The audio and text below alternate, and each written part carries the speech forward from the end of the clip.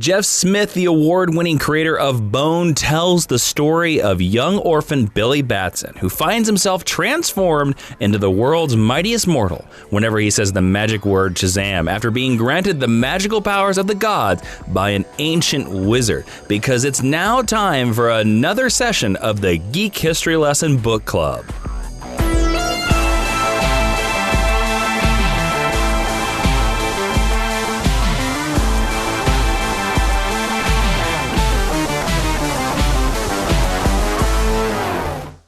Hello and welcome to Geek History Lesson. I am Jason Captain Thunder Inman. I am Ashley Victoria Robinson. Welcome to the Mind University, because you have stumbled onto the podcast where we take one character, construct, or magical little boy from popular culture and teach you everything you need to know about them in about an hour, except this week because it's our monthly book club episode. Yes, well, not quite monthly, but sort of monthly. Well, we do one every month. That makes it monthly. Oh, it's just not always the same weekend every month, because we try to tie into stuff to be relevant. Well, but it's technically monthly. Yes. So instead of teaching you about a character in pop culture, we're going to go in depth on a book club, a book for the book club. Ashley, what's the book this month? Shazam and the Monster Society of Evil, but not the OG one, the more contemporary one, written by that guy who did Bone. Geoff Smith. Yeah. That's right. I knew it was Geoff We're talking about that, of course, the Shazam movie came out, and everybody has Shazam fever, as I'm calling it. I wish you could have seen Jason when we were originally planning this book club, and I said, we have to do a Shazam book, and he got all excited and said, we have to do the Monster Society of Evil. Did I do my hands like that? Ashley just did her hands. I did wave my hands. You got very excited about this This was my pick. Yes, because I think I was probably going to pick the Geoff Johns Volume 1, this but you were very excited and very adamant that this was the one we were going to do. Yes, it had to be this one. And again, always for our book clubs, we are joined by GHL intern Kat Brago. Brago, what did you think about the art in Shazam, the Monster Society of Evil?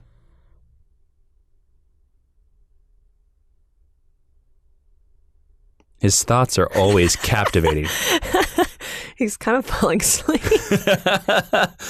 I hope it's not a comment on the book. He just had a bath, and he's about ready to go down. Okay. Like an infant. Well, let's move straight into this. Of course, Shazam, the Monster Society of Evil, the 10-cent origin, of course, is written by Geoff Smith, art by Geoff Smith, and it was originally released March 10th of 2009. The synopsis of this story, I already said in the intro, but I'm going to say it again, is it tells the story of a young Billy Batson who finds himself transformed into the world's mightiest mortal whenever he says the magic word Shazam. Billy must use these extraordinary abilities to face an invasion of alien creatures, as well as stop mad scientist Dr. Sivana and his Monster Society of Evil from taking over the world. Now, like we do in every single Geek History Lesson, Ashley, what's your meet cute to this book? Where did you first encounter this book? Is this the first time you've ever read this book? Have you ever heard of this book before? What are your thoughts on this book? I heard of this book when you said, we were talking about Bone, and you said, oh, he wrote a really great Shazam story. And then I read this book when you said, we have to do this for the Shazam Book Club. It was out of print for a long time. Yeah, they just brought it back because of the movie. Yes. Yeah. It was only available digitally or through, secondhand. Well, it's a decade resales. Old. It's 10 years old. Yeah, but it's never gone out of print. Watchmen, and that's way more than 10 years old. So, and I liked this book more. So. Wait. Is that the statement you're making now? Shazam, the Monster Society of Evil, better than Watchmen? In my opinion, better. I'm saying we're going to put your quote on the front of this book. Sure, yeah. Better than Watchmen. I liked it better than Watchmen. Ashley Victoria Robinson, Geek History Lesson. Yeah, there you go. Some bold words. You're welcome, Geoff. I'd never read this book before. I'd never seen this book on the shelf before. Yeah. I loved it. How about you? Obviously, you had read it before. Well, I'm not going to give my whole thoughts on it. I'm going to tell you whether I loved it or not. No. What's your meet cute? My meet cute with this story is that I heard about this book when it was being published, and I read it the first time it was ever released in trade. Nice. So, yeah. So what, like 2008? No, it was published in 2009. I don't know how I would have read it in the past. I thought you said 2007. I traveled back to 2008 to read it before it was published. What is Time? Who is she? I read it the first time they released the trade. I don't think I've ever owned this book. I think I got it in the library. I think I remember that I think I got it in the Tulsa County Library. Nice. I think is where I got it. Shout out to Tulsa. Yeah, there you go. Where I used to live. So before we talk about this Shazam book, I want to talk about my book. I wrote a book called Super Soldiers. Yes, I'm going to talk about it every single week because it's my nonfiction book that hits stores on June 15th, and I'm super proud of it. And it's available for pre-order right now on Amazon, Barnes & Noble, and basically everywhere where you buy books.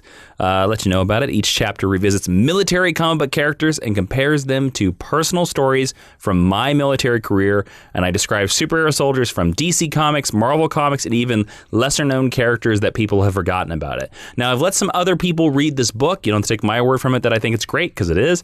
But Joseph Malozzi, who is the writer, executive producer of Dark Matter, Stargate SG-1, Stargate Atlantis, and Stargate Universe, had this to say about my book.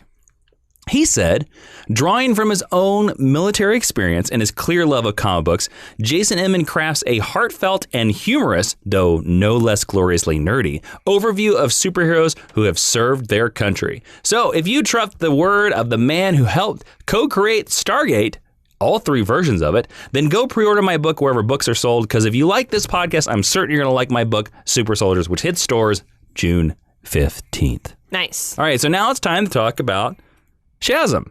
Yes. The Monster Society of Evil. Ashley, let's start off. Uh-huh. To talk about the book. Oh. We're on a podcast. Well, typically, I've been afraid this whole time that you're going to ask me what Shazam stands for again. You mean after your failing marks on that in the Shazam episode? I don't think I remember. Yes.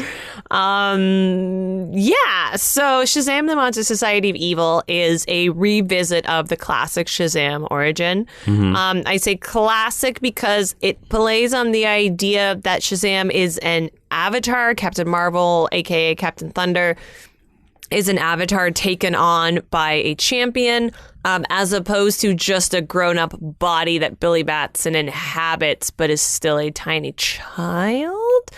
We meet Billy Batson at the beginning.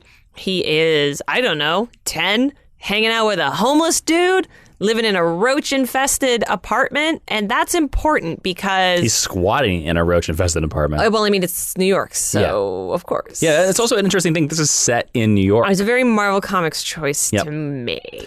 Well, I think you cannot talk about this book without talking about the art. Mm-hmm. Geoff Smith, cartoonist, great cartoonist. And I also think it's interesting that he starts off the book with a scene where a thug beats Billy up. Yeah, beats up a child. And the way the scene is drawn is scary yet enchanting. I think the art is great. What did you think about the art in Shazam, the Monster Society of Evil? I think the art is really stunning, and I think the art does a really good job at highlighting the fact that Billy is a little boy. He's not a young adult. He's not a young man. He's not a teenager. He's not a preteen. He is a child. They draw him so little and so twee. So when he's very tiny. So when people are beating him up, or when you see him alone in his apartment, it's really sad. And it reminds you of the tragedy of this character because there are earlier and later incarnations where Billy is in a group home or he's in a place where people are looking after him. But to see this little boy who takes up such a little portion of the panel, kind of like wandering around and fending for himself, it hits home how tragic this character is. And then later when Mary shows up, but she's even smaller. Yes. It's crazy. Now, this book also does some interesting things where, again, it tells you the origin, but it also combines the storyline with the Monster Society of Evil, the first crossover in comic books ever. So it kind of combines that storyline into this. But we go to the Shazam origin, and he sees a ghost that looks like his dad, which is one of the elements that I love, that he sees the ghost of his dad.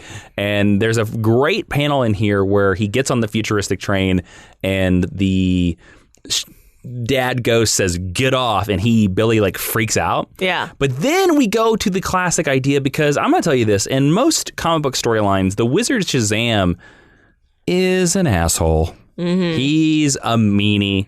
And in this book, he's kind of a nice Dumbledore type. He is. Dumbledore's a good comparison, like, because he's like, I need you to do this for me, but I'm not going to bully you into doing it. Other comic versions and the movie version as well. Like, he's like a crazy drunk wizard in the movie. Mm-hmm. I very much enjoyed it. That version of that's the Jawiin Hansu, right? Played him. Jawiin Hansu. Yep. Sorry for mispronouncing your name. I enjoyed his take on the character, but I think for this version of the story, it works better to have him be kindly. I also really like the way the statues look here too. They're a little broader. They're a little more cartoony, but they also, I think, more than some of the other designs, more directly reflect the sins that they are representative of. Well, they're also inspired by the original drawings by C.C. Beck in the original Wiz Comics, which is really cool. There's a lot of if you read the trade version that we had of this, which I think is the most recent trade, has a lot of extra material, and you get to see a lot of Jeff Smith's comparison pictures. Interesting enough, there's a lot of stuff in this storyline, and that's kind of the way Jeff Smith said he was inspired. This is very influenced by 9/11. I think you can tell that, yeah. The intro, I can't remember who wrote the intro, but they said something about that as well. They made that observation, which was kind of fascinating. Now, he turns, there's a classic thing where the wizard gets killed by the giant stone, which I love. I love that idea that the wizard dies. It's a real sort of Damocles moment, which something as far as the movie didn't do. But when Captain Marvel shows up, the wizard says, "Hello, Marvel," and Marvel says, "I feel strange," and the wizard says, "You have a new host, a young boy named Billy Batson." Now, we have, of course, a lot of Patreon questions about this coming up because you guys are part of Book Club, but I want to talk about this a little bit. This storyline is very much of the sense that Billy Batson is not Captain Marvel. They are sharing kind of the same spot in existence. Like, Billy Batson goes away. To the point where later on, they're in the same scene. Even speaking, even when it's just we see Shazam, he is speaking to Billy in his head, even though we don't hear the other side of the conversation, and they will reference each other, which I think is really interesting. I want to ask you something about the art, the design of Marvel here. Love it. Do you like that his eyes don't open? His eyes are mostly like the single line. That's C.C. Beck. That's kind of inspired by the original art. Well, the original art of Captain Marvel is dots. Yes. Like C.C. Beck draw them as dots. And I read in the back material that Jeff Smith said that he chose the line as sort of like an in-between of that. I like it because Kurt Swan, Superman, classic Kurt Swan, squints. Same, yeah. Because I've always heard that the idea that an easy way to portray power in comic books is to have your character squint. Oh, interesting. To me, I think it's, I like it because it feels very Golden Age in that way. And there is something about Shazam, maybe more than any of the other characters, that should be a little bit Golden Age. We talk about that with Superman sometimes too. But it also, to me, makes him look kind of suspicious the whole time. Like, he's always like, "What are you up to, young man?" And I think that's one of the reasons why people think that David Puddy should play him, because he's also always squinting. Yes. Now, we also have to talk about, there's a scene where Billy is running away from the thug in the very beginning, and he goes to a hot dog vendor and he buys a hot dog for Captain Marvel because he's like, "My friend is..." That is actually stolen from Wiz Comics. That happened all the time, that Billy would buy food for Captain Marvel when he showed up. Yeah, that was just funny. Yes, and I like that Captain Marvel likes hot dogs. Hot dogs? Do you think they're kosher hot dogs? I don't know. I mean, it is New York. Where does Billy get his money? That's my question. I mean, robbery. Well, no, we actually see Talkie Tony in his human form. But we don't know that it's human form yet. Well, we know eventually, second or third issue, I believe. But Talkie Tony pays him to sort of run errands for him. And one assumes because Talkie Tony's obviously magic, that he has money. But I thought it was interesting that even though Billy is this sort of homeless, down on his luck Aladdin type, that he is kind of flush. Now, we got to talk about the scene where Captain Marvel flies faster than time and goes back in time and goes time travel, and he goes to the Big Bang because that's where the wizard lives, the Rock of Eternity, because where time doesn't exist. Now, I read in the back material that Jeff Smith said a lot that he did a lot of Carl Sagan research where he talked about, like, oh, the Rock of Eternity, that's outside of time. But I love this scene again where Captain Marvel brings Billy into the place, makes him take off his shoes like it's like a church. And then when he awakens the wizard says, "My boys have come to see me." These little touches to me are very nice. And I got to say that I have read more stories again because we're in a post-big world. I once read an interview where Mark Waid basically says that once we got past the Tom Hanks movie Big, where the kid becomes the adult, Shazam was always written that way, where Billy Batson was Captain Marvel. But in this, I really love that they're separate characters. I love that Billy has an older brother, that Billy gets a family. He gets a Shazam family. Billy's also, you get to really see his curiosity in that scene because he's kind of told not to go exploring and he goes exploring anyway. And then the shoes and the shoe prints become an important plot point later when the weird monsters that are definitely ported directly over from Bone show up. Yes. There's a lot of monsters and there's stuff like that. Yes, and of course Billy goes to the top of the mountain, of course, and he meets a couple of the crocodiles, which are classic. They're cool. They're classic, of course, Shazam villains. Now, we get the reveal of young Mary Marvel. We also get the reveal that Dr. Sivana works as the Attorney General. He works for the Department of Technology and Heartland Security. I like that little change. Yeah. What do you think about this change to make Dr. Sivana basically a member of the evil government? Is that successful?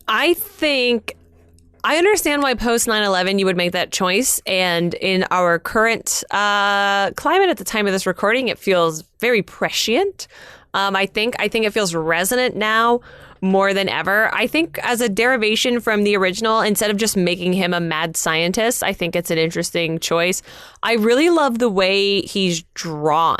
Like, he's a little, like, teeny tiny guy with a giant bobblehead. And kind of looks like Dr. Evil, I guess, but smushed down. And I think that's interesting that he is of a size almost with Billy. How did you feel about making him a government official? I'm not a big fan of it. Why not? I think it's too timely. I actually think it's going to be the one thing in this storyline that will date it. Interesting. Because there's a lot of stuff in this storyline where we go to the circus, we fight the crocodiles, Mary is like, oh, Captain Marvel, I like you so much. And it becomes very kidsy, becomes very golden age, but that's the whole point. Captain Marvel is a golden age character. Captain Marvel almost doesn't work in the modern day, almost like Superman. He sort of has those little trends where you're just like, I don't know if you work in a modern world. I kind of think you work best in the Depression world where things suck and a newspaper's a nickel. And it's not weird for a 10-year-old boy to be living on his own? Exactly. Like, because the whole time when Billy was living on his own, and then like the thugs eventually come back and break into his apartment, and then the cockroaches that I mentioned earlier kind of play a bigger role in protecting him, and they show up again in the big battle at the end. I'm like, is no one calling child services on this kid? Is no one going to come and help this little boy? Yes. Now, what do you think about the giant... Of course, they have the designs from Bone, the giant monsters that show up, the giant robot that is Mr. Mind's first idea. And also, what do you think about the idea that Mr. Mind comes from beyond eternity? Like, Captain Marvel is the reason, Billy and Captain Marvel are the reason why he shows up. Yeah. I don't know a lot about Mr. Mind. He is one of the weirder comic book things you have to get your head around to enjoy, I think, the larger Shazam mythology. There's something funny to me in a sort of meta-narrative way about having a little boy fight a bookworm, because especially the way he's drawn here, like, he's very cute. Mr. Mind could have been a graphic that we all saw in our elementary school. And to have him placed as the bad guy, I think, is really weird. And I think it's supposed to intentionally be weird and chintzy. Fun fact, Mr. Mind is the creature that brings back the multiverse in 52. Spoilers. Yeah, I mean, he's an incredibly powerful... And he's sort of always been a creature beyond time. Yeah, I don't really... When I think about it too much, I don't understand it. Don't really get it. I don't have an issue with it necessarily. Can I give you my thoughts on Mr. Mind? Yeah. I've always kind of seen Mr. Mind because, spoilers, as you find out, he's a worm. He's a tiny little worm with a speaker. And that was one of the things that I thought in certain I love hearing that his voice is robotic. Yeah. I love that. I look at Mr. Mind as a metaphor for Billy. The idea that this tiny little thing is actually super, super powerful. And how does that tie into him being beyond eternity? Well, that's not the part I'm talking about. Well, because Billy is now beyond eternity as well with Captain Marvel. But I look at it as the idea is that Mr. Mind is almost Captain Marvel's better villain than Sivana, because it's the idea of that everybody misjudges this worm, but like you do not screw around with Mr. Mind. They're both actually fighting with their avatars, but the real, I guess, power and strength of the character comes from the tiny host. Yes, and I actually think we're getting a little bit further in the book on this one. I think Geoff Smith does a great job of making Mr. Mind look scary, which is something that I think a lot of artists like will always draw the goofy worm. And there are some shots, and part of it is that where Mr. Mind's not showing you his full body, like, but when they show that close up on his face, Mr. Mind actually looks pretty freaky. Now, I want to talk about two Marvel family characters. I want to talk about Mary Marvel, who loves Captain Marvel when she first sees him. And then he's like, no, I am with your brother. What did you think about Mary Marvel, who is truly, like a 7-year-old girl, a 6-year-old girl? I mean, max 7 years old. My only issue with Mary in this is they pretty quickly get over the fact that her and Billy don't know each other. And then they're like, you're my sister, I would die for you. And I'm like, okay, I mean, this is an all ages series and we only have so much geography to get stuff done. This version of Mary is very take control. She's very sassy. The minute she gets her powers, she knows what she wants to do. But even before then, like when she first interacts with Captain Marvel, she's like, I like you. Like she has... In a ruder society, we would call her bossy. I will say she has leadership skills. Okay. She's kind of bossy. You shouldn't say bossy. You should say leadership skills, because we tell young women they are bossy and we tell young men they have leadership skills. Oh, I tell their young men are bossy too. But I like this version of her a lot, and I think the reveal that Shazam is actually her brother or somehow related to her brother is pretty funny. It reminds me of Star Wars, right? Like how Luke kisses Leia, or Leia kisses Luke and is like, that's for good luck. And you're like, well, you're going to regret that later. All right. But I think the fact that Mary doesn't transform, which is a classic Mary Marvel thing, we talked about it a little bit in the episode. I think it's a pretty powerful statement, because Billy has to become Shazam. Yes. In order to be as effective as possible. Mary doesn't have to, and she doesn't choose to portray herself as anything other than what she is. And I think that's really cool. I do think the art has to sometimes bend over backward, not to do an upskirt shot, but I appreciate that we don't get any of those at the same time. Well, it's also because she's very short. Well, sure, but I mean, that's also the problem with being like, you have a skirt and flying powers. Yes. Yeah, most superhero characters that have skirts and fly, like, that is very problematic. Yeah. Just but put some shorts on. We should talk about the most important Marvel family character, Talkie Tony. Yes. Now, Ashley, did you notice that something was different with Talkie Tony this time? That he was a human? No. There's just something different with his name. Oh, it's Talkie, like talking. Yes, it's Talkie. Talky, not Talkie. And not Talkie Tony, which is TAW. Yeah. But I do like the idea that they make him an Ifrit, like a wandering spirit. I like the idea that basically Talkie Tony can be... We also see him as a straight up cat in a couple scenes. Yeah, he turns into all kinds of different animals. I like that a lot. And Geoff Smith actually said in the back that he made it Talkie Tony because that's what he thought it was as a kid. Oh, that's so cute. Yeah, and so he thought that for the kids, it should be that name as well. Oh, I love that. Yes. I also really liked him as the old man. I thought that was a really creative, really interesting take on the character. I like that he still sort of looked like a tiger. So much so that when we saw the Shazam movie and they held on that featured extra who was a homeless man, I thought that was Talkie Tony. Yes. Yes. And I love the sequence where Billy Shazams up and the little piece of lightning hits Mary and knocks her into the car. Yeah. And then she has the little version of her costume. But also it kind of fits again back into the original comic book series that Mary doesn't change her look when she becomes Mary Marvel. She just stays the same. Yeah. Whereas Billy transforms. So look out, bro, coming in for a landing. Now, you talk about Mary Marvel a lot. Like I said, she's bossy. She even says, I don't need a babysitter. I'm Mary Marvel. Love it. See you around, sucker. And even Captain Marvel's like, Urgh. Yeah, she kind of reminds me of Lucy from the Peanuts. Yeah, that's a good comparison. That's a really, really good comparison. I love the two of them together. I really like. What do you think about it once they actually start fighting? It's really funny because she wants to get in there, but because they draw her so tiny, it's like really, really tragic to watch her fighting them. And then Captain Marvel gets really kind of bothered by it. And that's an interesting aspect about having Shazam Captain Marvel be a split personality. Well, it's because they describe him several points in the story as a peaceful guardian. So I think that he's a very kind of Zen wizard. Yeah. And that's why... And because Mary's a little kid, she's like, I will smack you. Yeah. Like, catch up, sucker. And he's like, I don't know what to say about that. And then once she can fly, he's like, oh no, you can fly? Now, just like in the very early Captain Marvel storylines, Sivana figures out that Billy is Captain Marvel real quick. Real quick. And I like the idea that he makes him write on a notepad. He's like, you cannot say anything. You cannot say anything at all. Yeah. And kidnaps these kids to go to the giant guardians that, of course, The giant monsters from Bone. Yes.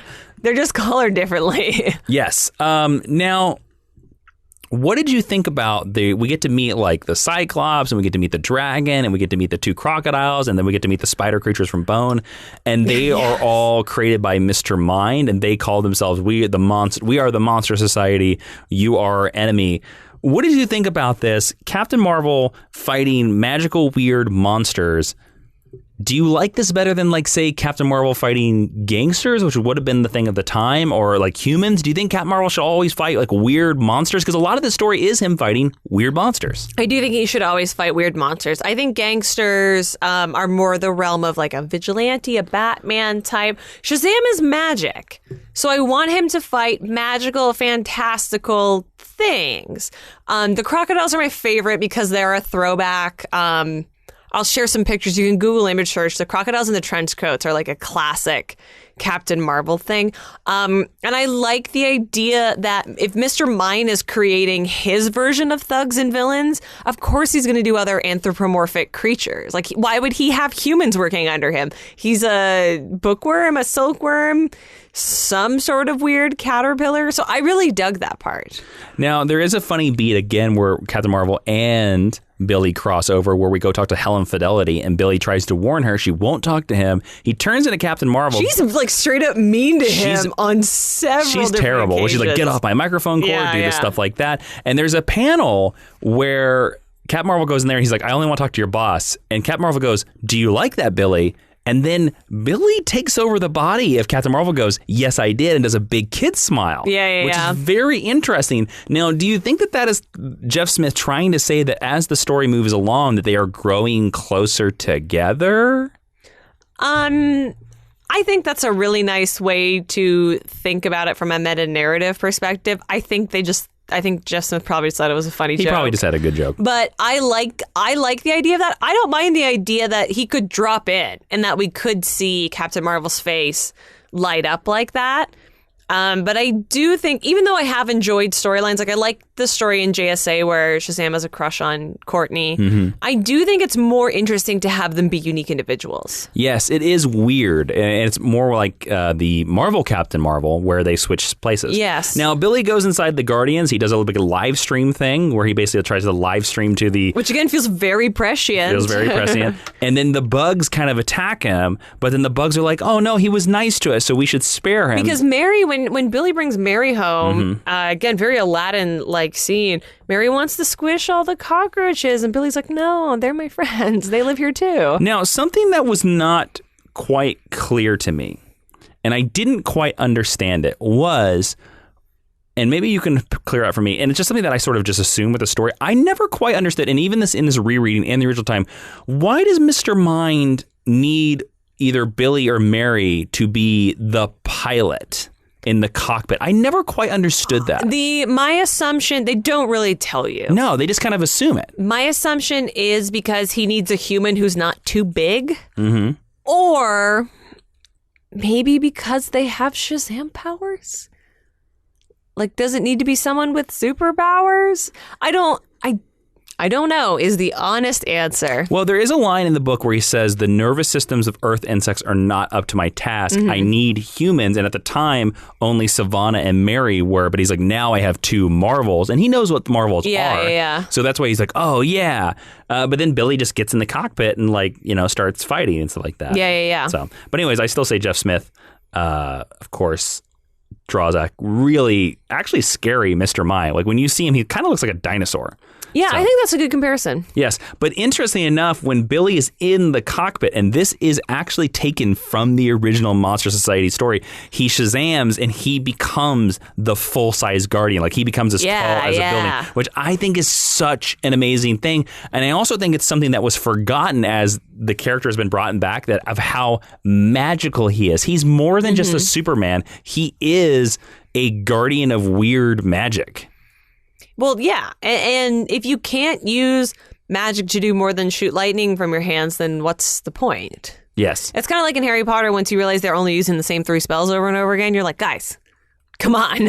You can do anything. Yes. And then, of course, the Guardians turn into roaches, and Mary Marvel still has her powers, and she gives her powers back to Billy, which is interesting. And then there's a great scene at the very end where Mary is crawling over the statues, and when the Wizard Shazam's like, please stop climbing on the 7 deadly sins of man. Thank you. And Captain Marvel's standing there, Billy's standing there, and they're all like a little family. And even Talkie Tony is there, which I really like. I really like that a lot. And I think this is how they lead into, and this has happened in the comic books, how Billy gets his classic job at the radio station. He gets to work with, Helen Fidelity, and she's like, we'll be partners. Yep. They should call it Shazam, My 2 Dads. Well, I'm going to say that I like at the very end where they see the sunset at the very end, and it's in the image you see Talkie Tony and the Wizard and Helen Fidelity and her boss, and Captain Marvel is sitting there smiling back at them. I think that is really, really great. I think it's amazing. And that's basically the end of the book. And, you know, you have the trailer like we have. There's all these amazing drawings in the back, and there's all these kind of crazy things. So, Ashley, if you were to determine, like, what would you say the theme of the Monster Society of Evil is? Like, what would you say is, you know, the main theme of this book? I think the main theme of Shazam, the Monster Society of Evil, is learning your true power, but also learning how you want to use your power. Because you have all of these characters, Mr. Mind included, that are small or hard done by. They don't fit into society. They all find by chance or by choice respective ways to sort of level up. And then once you get that, how you decide to act. It's sort of like the statement that you always make about Superman. Like, Superman could crush us all like bugs, but he elects to be better than that. Billy could have become Captain Marvel and like rented himself an apartment and become a huge celebrity and become a total a-hole like the character does in the movie. But he doesn't. He gets this power. He does the right thing. He looks after his sister. And he looks after everyone who's looked after him up to that point, whether that's the bugs, whether that's Talkie Tony, whereas Mr. Mind gets that power more through his own means, or even Sivana, and they try to use it basically to crush everyone around them. I guess it's something like with great power comes great responsibility, but I can't quite parse it. There's also the idea, and it's funny because we talked about this in our DC Duos, there's the idea of a found family here. I made the joke about My 2 Dads earlier, but we learned that just because you don't have a nuclear family doesn't mean that you don't have a family and that you're not important and of value. All right. Well, let's move into the rating of this book. Ashley, on a scale of decided by the audience, 1 to 5 Bragos, the GHL intern cat, what would you give Shazam, the Monster Society of Evil by Geoff Smith, based on a scale of 1 to 5 Bragos, 5 Bragos being the best Bragos? I was going to give it 5 Bragos. However... Oh, did you change your mind in the terms of this podcast? I did. Uh-oh. But when you were like, why does he need Billy and Mary? Except that we sort of need them to be kidnapped and we need them to be involved in this. And I was like, oh, I don't know. It's a little bit of a flaw. It's really my only main issue with this book. I think this book is really wonderful. You and I, like we talk about Hero, and we do often in our own comics, we really like an all ages book that is resonant. I think this does a great job. It also, doesn't talk down to adults. Exactly. Well, or children. Yep. And the art is really stunning. So I'll give it 4.5 Bragos. But the front half, because that's the good half. How about you? What are you going to give? This is, I think, one of the best Shazam Captain Marvel stories that have ever been written. Mm-hmm. I really think it's good, and I think Geoff Smith knocked it out of the park. And I don't think you need to know anything about Shazam to read this book and enjoy this book. I think this is the perfect book to hand to a kid after they've seen Shazam. I think it's really great. I think it's magical, and a lot of parts of this book make me really happy. I'd give it 4.5 out of 5. Yeah. The only problem with the book is they don't really explain what Mr. Mind wants. Yeah. But at the end of the day, does that matter? No. It doesn't take away enough from the story. No. All right, so now we're going to move into some Patreon questions or comments about the book. Wait a second, Ashley. If they want to get a question on this pod, they want us to hear their comment about the book club, how can they do that? Well, that's pretty easy. You go over to patreon.com/Jawiin, Jawiin. Donate at any level. Become a member at any level. Any level. Join us. Check us out what we're doing. We put up a post. We put up reminder posts. You comment on the post. And then we will potentially, probably, read your comment here on the podcast. Yes, and we read most of them, but we can't sometimes get to all of them. We do our best. The first one comes from Lance Kaminsky. Hey, we know Lance. Who says, this is my first Shazam comic. After reading the story, though, I think I like the idea of Billy and Captain Marvel being two separate people. He is supposed to have the wisdom of Solomon, after all. Do you have a preference on this? Now, Lance, we talked about this a little bit, but I was trying to save this conversation for here. I prefer now that they are separate people. I think that's a stronger storyline, that they're different people, that they're not the same person. Because I think the idea is that if you make them the same person, the tendency is to do the big storyline. The tendency is to do the asshole storyline, like we talked about, like what they do in the movie. Yeah. What do you feel, Ashley? It's interesting. I think there are arguments for both. Again, I love the JSA storyline where Shazam has a crush on Stargirl. And I do actually like the Geoff Johns Shazam update. I do like that one. But I think if I have my druthers and I'm in charge of Shazam, I think the idea that Shazam or Marvel or Captain Thunder or whatever, the idea that he is an avatar and that he is bestowed upon a young man, I think that's really interesting. And then just from a writing and a character perspective, it gives you more to do to have two personalities inhabiting sort of the same space, but not at the same time. And then by doing moments where he gets the really big smile on his face, by letting them each drop in every once in a while, I think that's actually more fun. So I prefer them to be separate entities, but you can make a case to me for both of them, and I'm interested in reading both kinds of stories. Cool. I want to eat my cake and have it too. Or eat your Shazam and lightning it too. Yeah, let's go with that. All right, cool. Ashley, what else we got? Our second question comes from Jacob Westfall, who says, I really enjoyed this book. I only recently started reading Captain Marvel Shazam comics, and this was on my list to read, so I was thrilled when it was announced as a book of the month. I think my favorite part is when the hot god stand man... I assume dog is what he's going for. Oh, I'm so sorry. Yeah. Yes, you're right. The hot dog stand man asked Captain Marvel if he was going to find a phone booth to change into the Captain Marvel, and he replied, no, I'm off to see the wizard. I thought that was clever. That was a good joke. I forgot about that. Then visually, my favorite part was when Captain Marvel and Billy were flying to the Rock of Eternity. Jason also liked that. It was really awe-inspiring, and I could feel the sound effects of the electricity. My questions are... why do you think there hasn't been a sequel or a follow-up series? Do you want to answer that, or do you want me to read all the questions? Well, let's just read all. Okay. We can answer all. This book really left me wanting more. Second, do you think there should be an animated movie in the Geoff Smith style? Yes. I really think the style lends itself and is indeed reminiscent of animation. Thanks, professors. Thank you, Jacob. The second question can be easily answered. Yes.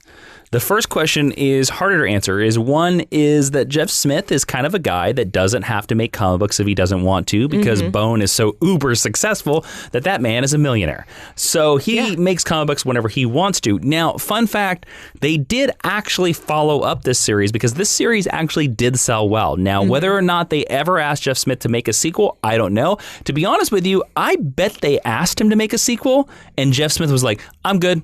Yeah. They followed the series up with another series that was titled Billy Batson and the Magic of Shazam. It was done by animator Mike Kunkel, who you might know as the author of Hero Bear and the Kid. That's a good Shazam series, now, too, if people haven't read it. That is good. Yeah. And that was almost our second pick. That was my suggestion for the Shazam Book Club, and then Jason said we're doing this one. So that series only happened because of Shazam and the Monster Society of Evil. That series ran for like 25 issues. Mike Kunkel didn't do all of them. At the end, Art Balthazar and Franco. Oh, I didn't know that. And Art Franco popped in. Billy Batson and the Magic of Sam, also good.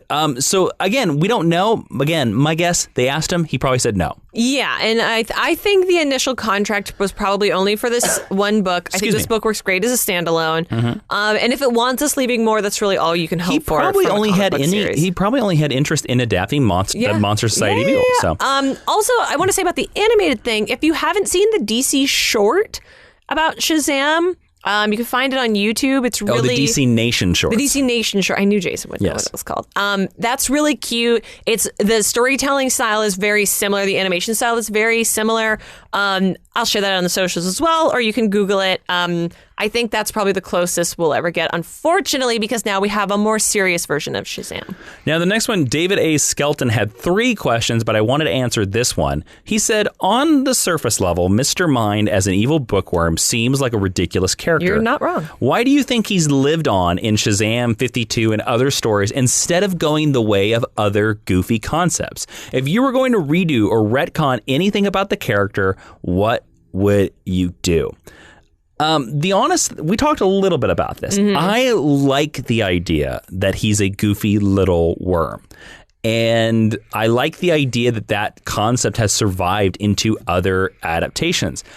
It's interesting that he hasn't left. And again, I think it's the reason why is because he is exactly like Billy. He's misjudged as a weakling when he's actually super powerful. My retcon to Mr. Mind would be to do the thing that they did in 52 is I would allow him to transform into a giant monstrous creature so that Shazam could actually fight him. And I would do the thing to where that ability is locked away from Mr. Mind at certain points, but if like Mr. Mind gains the right ability, My other thing that I would do to Mr. Mind is I would set Mr. Mind up like the Wizard and have him have minions. That's cool. Who are the other creatures beyond eternity? The crocodiles. Obviously. But like, what are their aversions and stuff like that? That's what I would do. Without going into more detail because DC has not paid me to think about this. David Skelton, you're right. This character is very silly. It's goofy. However, he is in very much the grand tradition of DC Comics with ridiculous animal characters. Mishimala and the Brain are stupid. Missile Spetlik. Any of the talking gorillas are stupid, but they've kind of become these weird staples of this universe. So I really, once you sort of set aside that part of your brain, I don't think he's any sillier than any of our classic characters. What I would do if I could update the character, I would make him like an earworm. Like he could burrow into your head and control your body. They've done that. Great. I didn't know that. And David actually has a follow-up question about Black Adam's absence from this book. And should Black Adam be, I would make him burrow into Black Adam's brain and take over him so that. I think they've done that. Well, then I have a spectacular idea. DC can hire me in 30 years to rewrite this just like they had Geoff Smith do.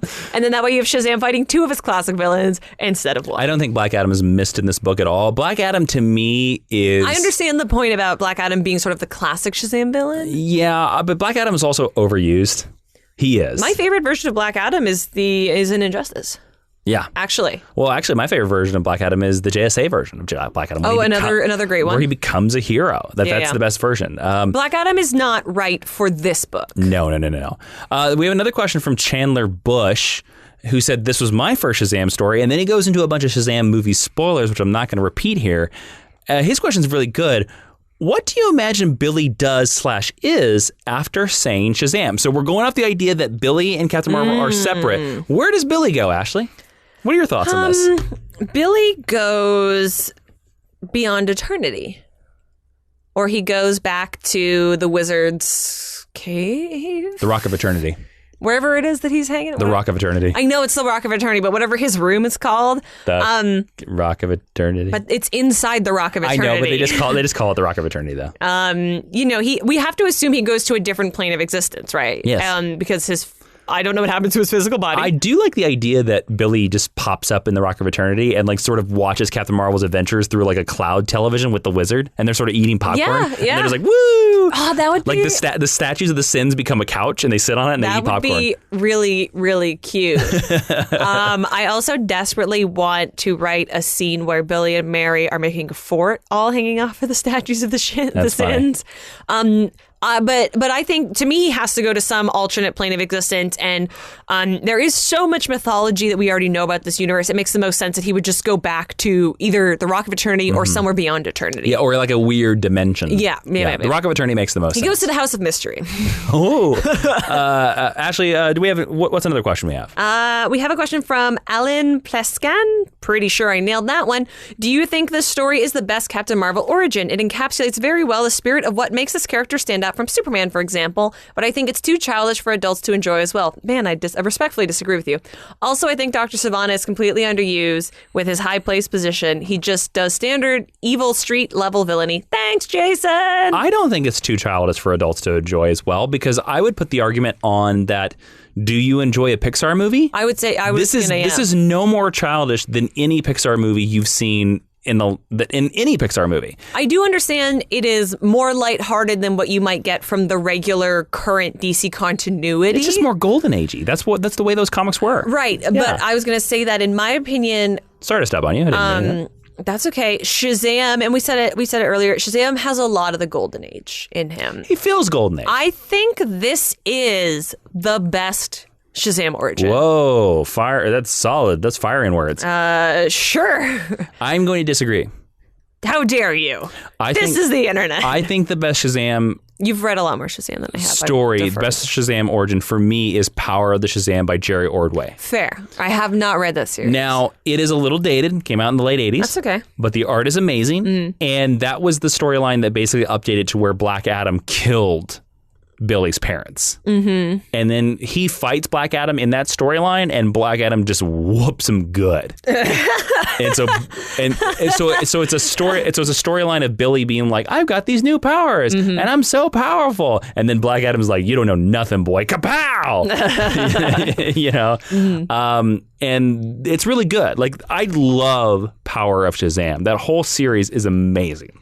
And it is the best Shazam storyline. This is, I think, a close second. Now, again, I've also said I like the Geoff Johns update that was in the backups of Just League. The new one, which they've collected as a trade now. Would they just now call Shazam? Yeah. Yes. I like that origin too. This is really good. It's definitely top three. Definitely top three. But it's not too childish. Like, I think that might be more of a reaction to the art. And it's a matter of taste. Yeah. You know, we're not arguing with you, Alan, and saying that we think you're wrong.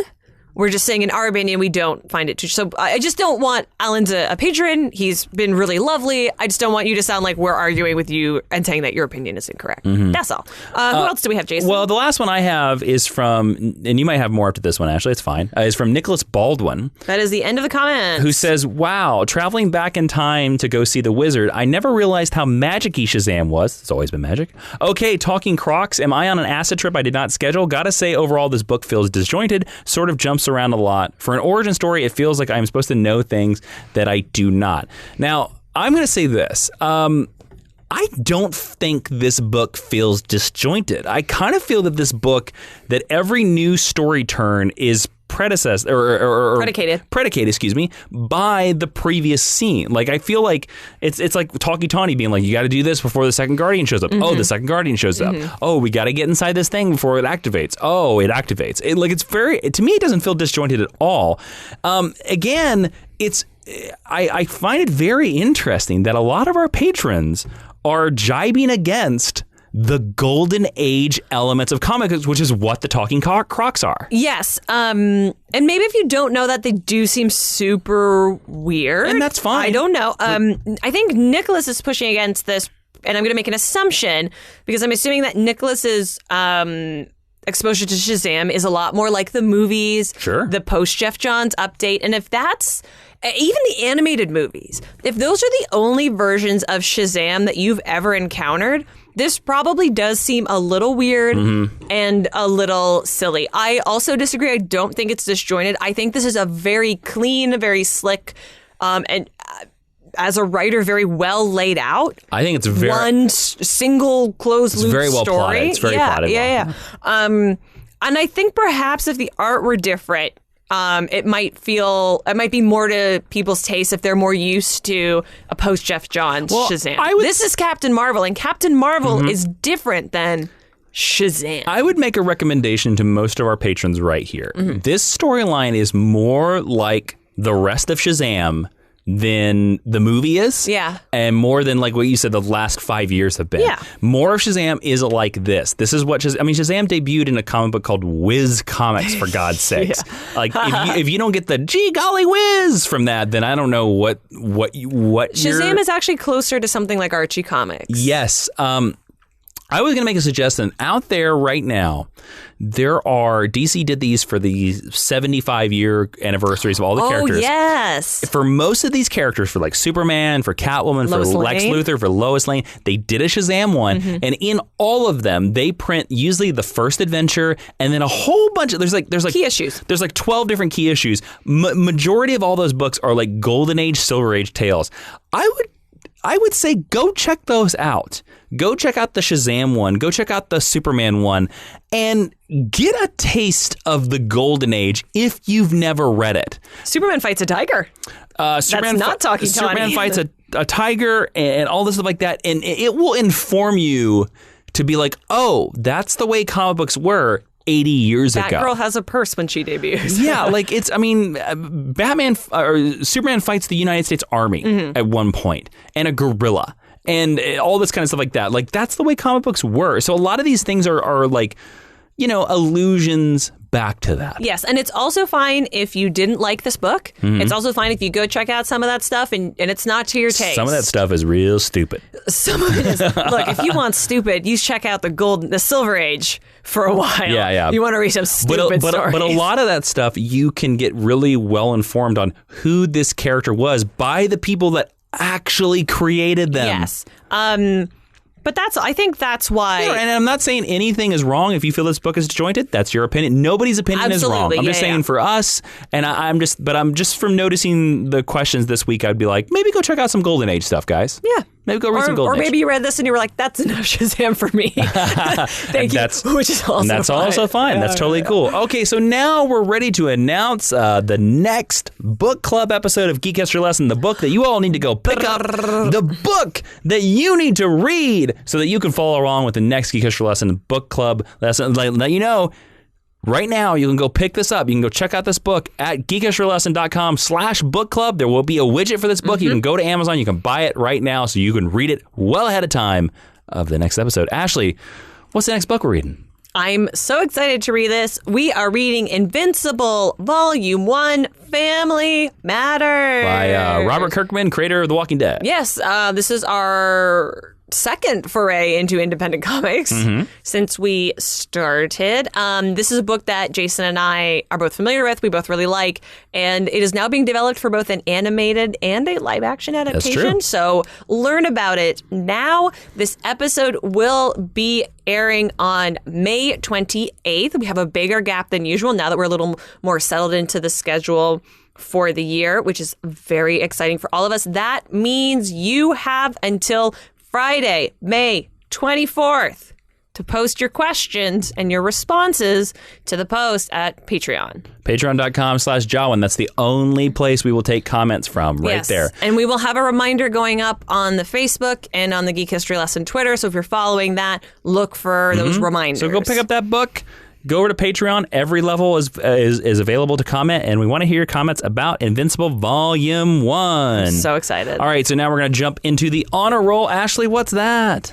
The honor roll is the part of the podcast where if you go to Apple Podcasts, I think we're calling it now, and you leave us a 5-star review, we'll read whatever you write because we really appreciate you helping other people find our podcast. Jason, who's joining the honor roll today? The first person that's joining the honor roll is Best Podcast in the Whole Entire Universe by Jalen Dunner. Says, I'm 17. And I love comic books, and I am so glad that I found this amazing podcast. I also used to watch Jason on DC All Access, and he's pretty funny. Oh, thanks, Jalen. He is pretty funny. I like to think so. I just want to say, Jalen, it's super cool that you listen to us. Every time we have young listeners, I am absolutely delighted. And the next to join the honor roll is Sean and Evelia? Evelia? Evelia, excuse me, a dynamic duo, they say. They say, I was looking for a podcast that would discuss and delve into all things nerdy. I heard Jason as a guest on another podcast and immediately sought out Geek History Lesson. I immediately listened to all their older episodes and look forward to each new weekly episode. You can tell Jason and Ashley are passionate about the subject matter and really put in the time and effort to make a great podcast. I love it when they share their own opinions and even when Jason breaks out into song. A great podcast, and I cannot wait to see what they will teach next. Well, Sean and Evelia and Jalen Dunner, welcome into the Teacher's Lounge because you've just joined the honor roll. You're going to get 5 stars. And over in the corner, there are Rice Krispie treats from Mrs. McCormick. Who is Mrs. McCormick, and what does she teach again? She teaches psychology. Great. I want to say that we get more positive comments about your singing in these reviews. That's good.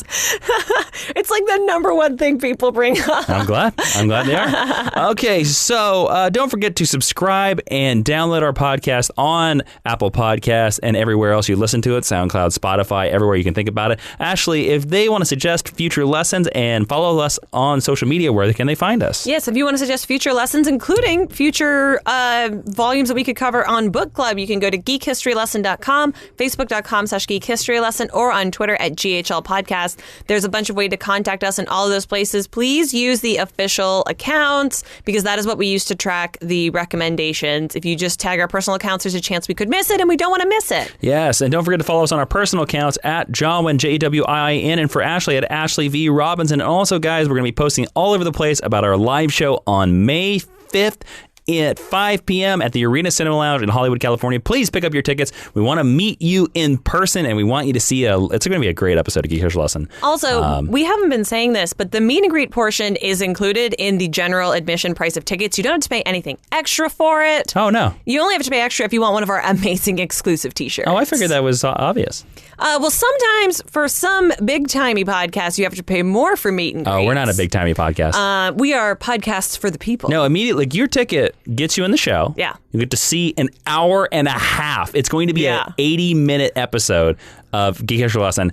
And then we're immediately just going to follow you out of the theater and say hi. Yeah, and hang out in front of a background. Yeah, we're not going to go backstage for like 10 minutes. We're literally going to just walk out of the theater and say like, yo, what's up? And hang out, yeah. Yeah, and we'll want to take pictures with you guys. We want to talk to you guys. We're ready to listen to your criticisms. But like May 5th in Hollywood at the Arena Cinema Lounge. And don't forget, you can buy your tickets at arenascreen.com. Please, please, please come to the show. Come spend Cinco with us. I'm really looking forward. We're talking some other things. We're talking about maybe a Canada show, guys. Mm-hmm. If this show does well, we might go to Canada right after this. Heck yeah. So quick. Also, we've been trying to get Ryan on the podcast for 100,000 years. I know, this is the only way we could bribe him to get on there. We're really happy to have him joining us. All right, now the last very thing. Hashtag stick around. Ashley. Yo. Talkie Tony. What a goddamn treat. That's what I was going to say. The most underrated Shazam character. Yeah. Talkie Tony. Yes. Remember? Yes, I do. Hello. We gotta I include am Talkie Tony. We gotta include Talkie in the Christmas episode. Add him to the list. I am here. He's on Talkie Tony. List. Hello. I'm sorry, I was purring. Talkie, how come you weren't in the movie? My rate was too high. I showed up in set and in my finest threads, walking down the street, a very fine royal purple suit. I showed up to Toronto. That's where they filmed the movie. Is it? Yes. That's where they filmed Suicide Squad. They filmed Toronto. DC loves to shoot in Toronto. I went up there. I had a nice cafe mocha. From? From? A Starbucks. No, Tim Hortons. Come on. I don't go to that swill. Talkie Tony has refined taste. Starbucks is the finest coffee on the West Coast. People are going to be so I do not care. I am an amorphous tiger. Come at me. I will eat you. Talkie Tony, how do you feel about talking alligators or crocodiles? I don't know the difference. Talking crocodiles are repulsive creatures that I would rip their guts out and oh my gosh, and feast on their entrails if given the opportunity. Talking alligators, very educated. One final question, Mr. Tony. I am Talkie Tony. How do you feel about Brego? How do you feel about Brego, your fellow orange kitty? Yes. Your intern, Brego, he knows who is the alpha and who is the beta, and I have no problems with him. Because if he comes after me, I will feast on his entrails and have him with a nice Chianti. No, my baby. Yeah. I'm scratching Talkie Tony behind his ears, podcasting famously a visual medium. Yes. I'm a very slow fella, but I know what I like and I like what I know. Nice. Is that it? I think so. If you were to keep me 1 minute longer, I can't pay your day rate. I would devour your intestines and feast on your entrails. I am a giant tiger. That's true. Are you an Indian tiger or an African? Wait, there's different kinds of tigers. I am an African tiger. Are there African tigers? I don't know. I'm the orange kind. I'm so refined. I think that's an Indian, because I think Siberian tigers are the white ones. This is not a nature I went to theater podcast. I am the orange tiger that will bite your guts off and feast on your entrails. No, not my guts. Well, I talked to you. Yeah. Because I'm Talkie Tony. Well, at least you'll die in a nice I will bring you to heaven as I send you to hell. All right, Sideshow with my Bob. teeth. Talkie Tony as voiced by Kelsey Grammer. I would watch. I'd watch that. Why wasn't he in the movie? Because that was a dumb script. Yeah. No, I'm not saying the movie was dumb. I just said it was dumb that they didn't have him in it. I agree. So I actually like the movie. I like parts of the movie. There you go. All right. Thank you so much. This has been Geek History Lesson. I am Jason Johnny Inman. I am Ashley Victoria Robinson. And Professor Talkie Tony, will you please dismiss the class? Class, please, on your way out, walk softly. Do not scuff your shoes or tap loudly or slam the door, or I shall feast on your entrails. Walk softly and carry a big stick, apparently. That is Teddy Roosevelt. He tried to shoot me once, and I ate him. I was secretly the president of the United States for the rest of his administration. Oh, nice. Well done. Yes. Why do you think they call it the Bull Moose Party? Well, moose and tigers aren't even remotely the same. I was trying to get the hunters off my trail, Ashley. Are there moose in America? Yes. I don't know. I have feasted on the entrails of several moose. The class is dismissed. Walk softly, or I shall eat you.